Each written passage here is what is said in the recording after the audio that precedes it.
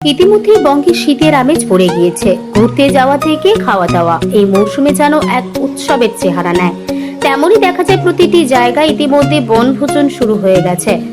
তেমনই নরেন্দ্রপুর থানার অন্তর্গত খেয়াদা উচ্ছেপোতা গ্রামে খুলে গেল রূপশ্রী গার্ডেন।